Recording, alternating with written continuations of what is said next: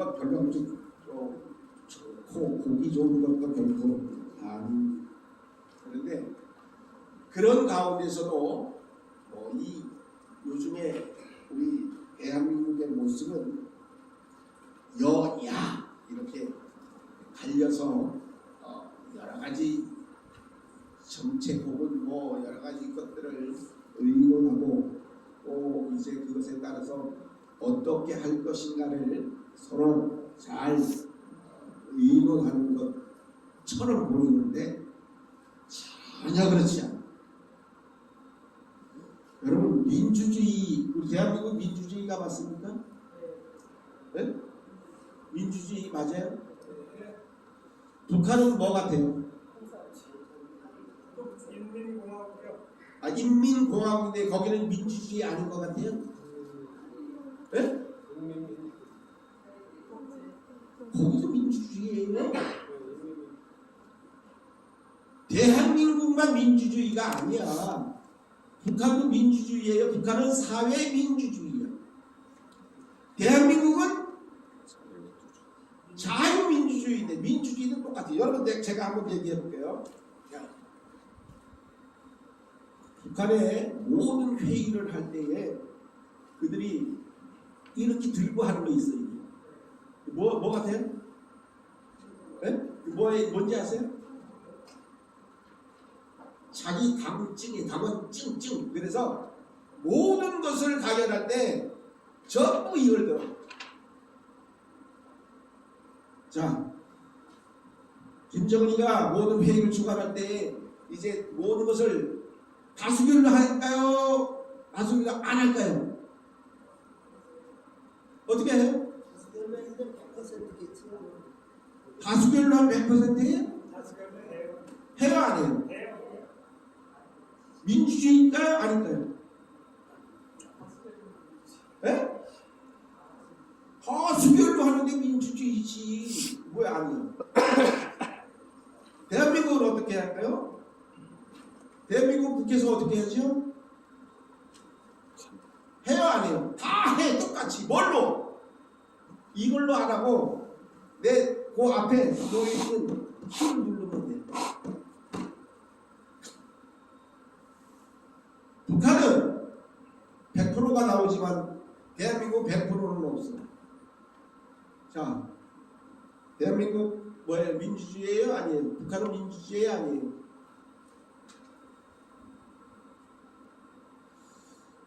민주주의는 신의 논리가 아니에요. 숫자가 많아서 다수결 원칙에 따라서 무조건 간다. 북한을 비난할 이유가 하나도 없어요. 북한도 숫자대로 가는데 대한민국도 숫자대로 가잖아요. 뭐가 잘못됐어요? 북한이 잘못됐어요? 아니에요. 똑같아. 사회민주주의하고 자유민주주의하고는 숫자의 논리가 돼서는 안 된다는 거예요. 숫자가 많으면 무조건 잘못된 것도 우르르 가는 게 그게 민주주의가 아니에요. 근데 우리나라는 지금 그렇게 가고 있어. 숫자의 논리, 힘의 논리에 따라서 그냥 내가 원하는 대로 가버리고 말아요. 이게 무슨 민주주의예요? 민주주의는 힘의 논리에 따라 움직이는 게 민주주의가 아니에요.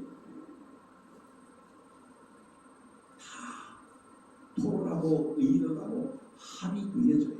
숫자 가지고 하는 게 합의가 아니에요. 근데 지금은 모든 게 다 일방적인 거예요. 북한도 다 일방적이에요. 원하는 대로 가는 거예요. 지금 우리나라가 그 꼴로 가고 있는 거예요. 많은 사람들이 이제 다수결 원칙인데 그게 민주주의라고 착각하고 있어요. 다수결 원칙이 민주주의다. 북한도 모든 결정을 할 때는 다 다수결이에요.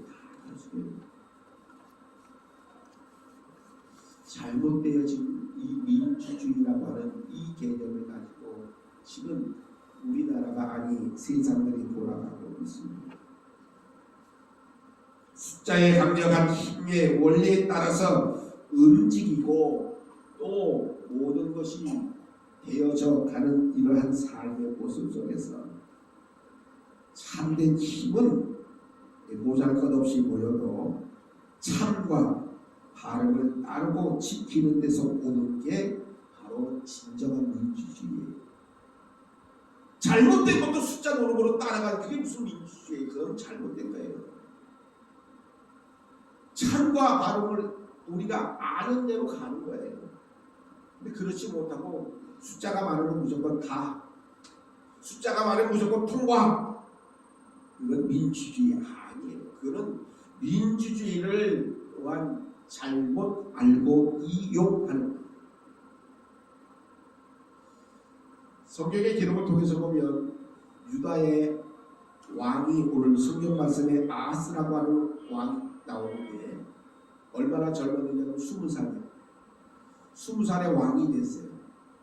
그런데 아버지처럼 열심으로 하나님을 섬긴 게 아니라 난 아니야, 나는 아버지하고 달라 그러면서 우상을 섬기기를 시작합니다. 하나님이 제일 원치 아니하는 것이 바로 이 우상을 섬기는 건데, 그렇게 하고는 나 괜찮아, 난 이 정도면 뭐 천만의 말씀이지. 16년 동안 유다를 다스리게 되었습니다. 아버지와는 다른 우상을 숭배하고 심지어는 그들이 섬겼던 그런 아주 악한 행위를 서슴없이 저합니다. 자녀들을 이제는 심지어 우상에게 내어주고 자녀들조차도 불사를 정도로 이방에 가진한 일들을 저지르고 합니다. 결국은 하나님은 이 아하스의 나라 유다를 아람 왕 또 북왕국으로 북이스라엘로 이제는 넘겨버리고 합니다. 저러다가는 안 되겠다. 하나님이 하나님의 뜻대로 살아가지 못하는 자들은 반드시 하나님은 심판하신다는 사실. 28장 1절로 7절의 말씀에 보면 그 모든 말씀들이 기록되어 있습니다. 이 아하스가 얼마나 잘못했는지, 그 잘못의 결과가 뭐냐 하면 이제는 전쟁에서 나가는 거죠. 그런데 자기만 망하면 상관없어요. 백성들이 문제입니다. 오늘 우리가 공부하는 8절 말씀을 함께 보세요. 8절 시작. 이스라엘 자손이 그들의 형제 중에서 그들의 아내와 자녀들을 합하여 20만 명을 사로잡아 그들의 재물을 많이 노략하여 사마리아로 가져가는 왕이 잘못해서 왕이 이제는 죽음을 끝나면 좋겠는데 이제는 백성들조차 힘들고 고통스러워집니다. 이제 결국은 20만 명이나 되는 많은 사람들이 사로잡혀 끌려가게 되는데, 오늘 말씀 가운데에 이제는 후전의 성경은 이렇게 말씀합니다. 그곳에 여호와의 선지자가 있었는데 이름은 오렙이라고 하는 그러한 선지자였습니다. 전쟁에서 승리해서 이제는 전과를 올리고 노량물을 가지고 그리고 포로를 끌고 이제는 오는 그들을 보고서 이 오뎃이라고 하는 이 선지자가 이렇게 성경을 말씀하고 있음을 보게 됩니다. 너희 조상의 하나님 여호와께서 유다에게 진노하셨으므로 너희 손에 넘기셨거늘 너희가 노기가 충전하여 살려가고 이제 너희가 또 유다와 예루살렘 백성들을 압제하여 노예로 삼고자 생각하는도다. 그러나 너희는 너희 하나님 여호와께 범죄함이 없느냐라고 이렇게 반문합니다. 왕이 잘못되어진 정책과 그 모든 잘못된 죄악으로 인해서 전쟁에 이제 망합니다. 그리고 모든 것을 다 빼앗깁니다. 더 나아가서 20만 명으로 되는 엄청난 사람들이 포로로 끌려가게 됩니다. 다시 말하면 이제 노예가 될 수밖에 없었습니다. 그래서 그들은 이제는 끌려가는 과정 속에서 오롯이 그들의 모습을 보게 됩니다. 승리의 기쁨에 도취되어져 있던 형제들에게 유다 사람들을 노예로 삼으려고 하는 그런 이들을 향해서 너희는 너희 하나님 여호와께 범죄함이 없느냐라고 책망하고 있다는 사실. 너희는 아울러 이제는 책망하면서 자신들을 먼저 돌아볼 것을 권면하고 있습니다. 뿐만 아니라 임박한 하나님의 진노를 생각하면서 사로잡힌 자들을 포로로 다시 이제는 놓아 돌아가게 하라고 그렇게 11절에는 말씀합니다. 이제 너희는 내 말을 듣고 너희의 형제들 중에서 사로잡아온 포로들을 모아 돌아가게 하라. 여호와의 진노가 너희에게 임박하였느니라. 너희도 마찬가지다. 전쟁에서 이제는 승리해서 많은 노량물을 가지고 이제는 포로를 끌고 와 이제는 야 신났다라고 하는 그들을 향해서 오뎁 선지자는 너희 자신을 돌아봐. 너희도 하나님에게 범죄한 일이 없냐? 그러니 포로들을 다시 와 돌아가게 하라고 이렇게 권면하고 있음을 보게 됩니다. 눈앞에 이권에 사로잡혀서 분별력을 잃어버리고 폭주하는 세상의 흐름을 막아선 오뎁 선지자의 메시지는 이제는 그 많은 사람들 가운데에 몇 사람이 이제는 그들의 말을 듣고서 결단하게 됩니다. 12절을 말씀 속에서 12절 13절을 함께 봉독합니다. 시작. 에브라임 자손의 우두머리 몇 사람 곧 요하난의 아들 아사랴와 실레몬의 아들 스문의 아들 여히스기야와 사둘레의 아들 아메사가 내려와서 전장에서 자들을 막으며 그들에게 이르되 너희는 이 포로를 이끌어 끌어들이시고 다니라. 너희가 행하는 일에 우리를 여호와께 허물이 있게 하리니 우리의 죄와 허물을 더하게 하리라. 우리의 허물이 이미 커서 진노하시니 이스라엘에 임하였느니라. 저들이 이제는 잘못해서 우리에게 밥이 됐고 우리의 포로가 되어졌지만 우리 또한 마찬가지다. 우리도 잘못하면 하나님의 진노가 우리에게 임하게 될 것이라고 오히려 되묻고 또한 말하여 끌고 오는 포로들을 돌아가게 하라고 이렇게 이제는 말씀하고 있음을 보게 됩니다.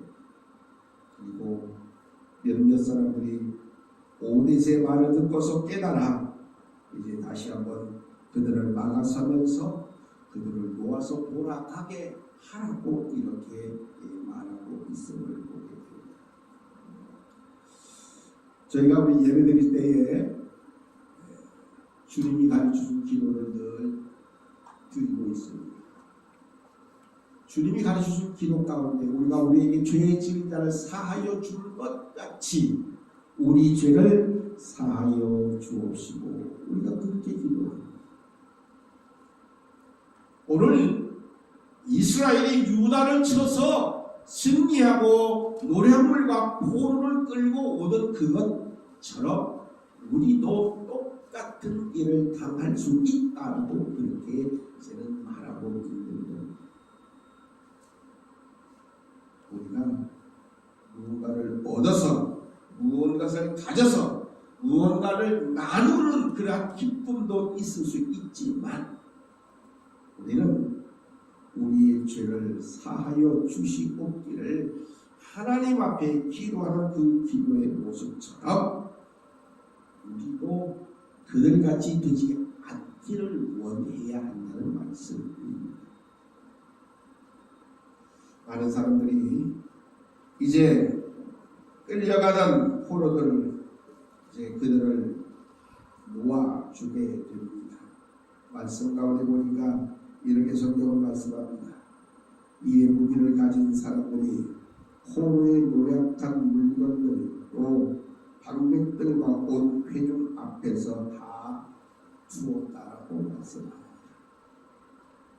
이 위에 이름이 기록된 자들이 일어나서 포로들을 맞고 노력하여 온 것들 중에서 옷을 가져다가 벗은 자들에게 입혔고 신을 신겼고 먹이 또한 이제는 음식을 먹이고 또한 마시게 하면서 다친 자들에게는 기름을 발라주었고 그 약한 자들을 모두 다 잘 이제는 나귀에 데리고 태워서 종려나무성 여리고에 이르러 그의 형제에게 돌려준 후에 사마리아로 돌아갔더라고 성경은 그렇게 말씀합니다.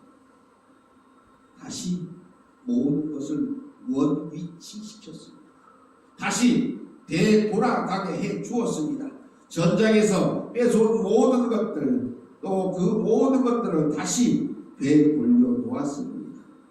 벗은 자들에게는 옷을 입혀줬고 이제는 모든 신을 신겨주었고 먹고 마실 수 있게 만들어 주었고 다친 자들에게는 기름을 발라주었고 정말로 힘없이 약한 자들은 나귀에 태워서 다시는 여리고에 이르러 그들을 되돌아가게 만들어 놓았던 사실을 보게 됩니다. 바로 진정한 회복을 경험하게 되어진 겁니다. 사실 북이스라엘 역시 남유다에 비해서 훨씬 더 패역하고 불신앙적이었습니다. 하지만 그런 곳에서도 하나님의 뜻을 구하며 잘못된 길로 나아가는 흐름을 막고 섰던 오뎁과 같은 선지자가 있었다는 것이 얼마나 큰 회복의 역사가 나타날 수 있는지를 분명히 보여주고 있습니다. 혹시 가지고 있는 성경에 오뎁이라고 하는 이름의 뜻이 쓰여져 있나요? 가지고 있는 성경에 오뎁 무슨 뜻인지 혹시 없어요? 안 쓰여있어요? 이 오뎁이라고 하는 이름의 뜻은 회복하게 하는 자라고 하는 뜻입니다.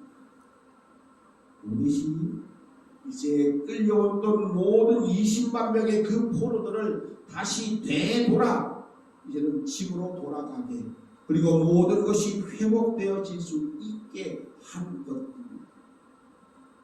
우리가 이 땅에서의 삶의 모습은 바로 오뎁과 같은 사람이 되어져야 할 것입니다. 많은 사람들을 회복해 하시고 많은 사람들을 온전케 만들어 주시는 곧 예수 그리스도 같은 자들이 되어져야 합니다. 예수 그리스도는 우리를 위해서 친히 이 땅에 오셨고 우리를 위해서 모든 죄짐을 져주시고 십자가에 죽으시고 물과 피로 다 쏟으시고 말씀하신 대로 3일 만에 다시 부활 승천 재림하실 것을 우리들에게 약속하셨습니다. 다시 말하면 죽을 수밖에 없는 죄인들을 예수 그리스도가 의인으로 만들어 주셨던 겁니다. 모든 것을 회복시켜 주신 겁니다. 하나님의 자녀로 삼아 주셨습니다. 구원받은 사로 인정해 주셨습니다. 영원한 하나님의 나라를 우리들에게도 허락해 주신 예수 그리스도 곧 모든 것을 회복해 만들어 주셨던 겁니다. 원하옵기는 우리 그리스도의 삶의 모습이 이러한 삶을 살아야 하는 겁니다. 오늘 말씀에 기록되어진 것처럼 다시 모든 벗은 자들에게 입히고 신이 없는 자들에게 신을 신기고 또 굶주려 배고파하는 이들에게 먹이고 마시게 하고 아프고 고통당하는 이들에게 기름을 발라주고 아주 힘없는 연약한 자들에게는 나귀를 태워서라도 이제는 움직이게 하고 되돌아가게 하는 그러한 일을 하는 자 바로 오뎁과 같은 더 나아가서 예수 그리스도와 같은 믿음의 삶을 살아가는 우리들이 되어져야 한다는 것입니다. 원하옵기는 내가 가진 것에 내가 이제는 빼앗은 것에 내가 이제는 나누고 또한 이제는 소유할 것에 기뻐하고 즐거워할 것이 아니라 더 나아가서 힘없고 약한 자들에게 그 모든 것을 나누고 베풀고 또한 덮어주고 감싸줄 줄 아는 예수 그리스도를 닮아가는 하나님의 사랑 곧 오देख과 같은 그런 삶의 모습이 우리들에게 온전히 있어져야 함을 다시 한번 분명히 기억하시고 매일매일의 삶의 모습 속에서 우리의 죄를 사하여 주옵시고를 늘 기억하며 우리에게 주신 사명해야 할 모든 일들을 감당해내는 하나님의 거룩한 백성들 되시기를 주님의 이름으로 축복합니다. 수고하시라.